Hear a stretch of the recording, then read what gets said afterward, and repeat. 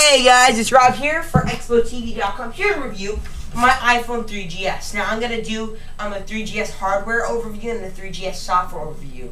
But the first thing I'm going to do today in this video is going to be strictly hardware. The iPhone 3GS is definitely a big step up from the previous models, the iPhone original and the iPhone 3G. And that reason is because the S does stand for speed. There's a little bit more RAM in this thing, which makes it extra quick for launching apps, etc. So there's a few things I'm going to go over. First things, the outer look of design.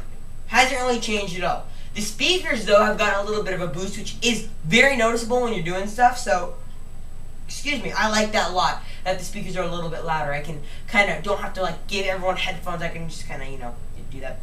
The flush headset jack, all the same buttons and everything, it's, black, is going to be a fingerprint monster, so, kind of do the case.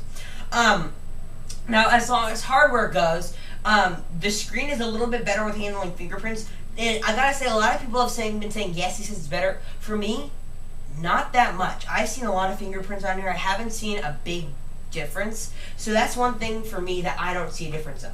But as long as this hardware goes, yes, things are a lot faster.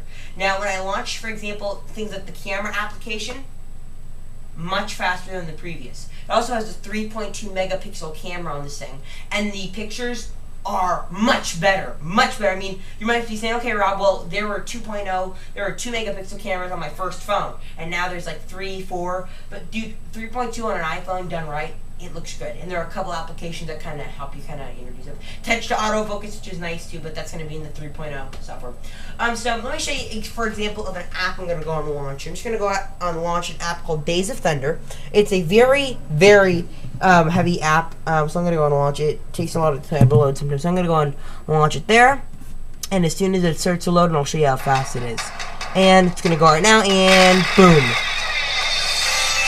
I'm going to give you another example. I'm going to give you an example. Let me find another app here. Stone Loops. This is another game I love that used to take a long time to load. Relatively faster. I have some media on here, so it's a little bit slow. And watch this. I'm going to go on load level and resume. Oh, the loading screen. Oh, it's gone. It's really bad. So, besides that, the camera on this thing has gotten a boost. The video recording in this thing really rocks as well. The 3.2 megapixels really help the video look its best. And directly uploading to YouTube, thank you.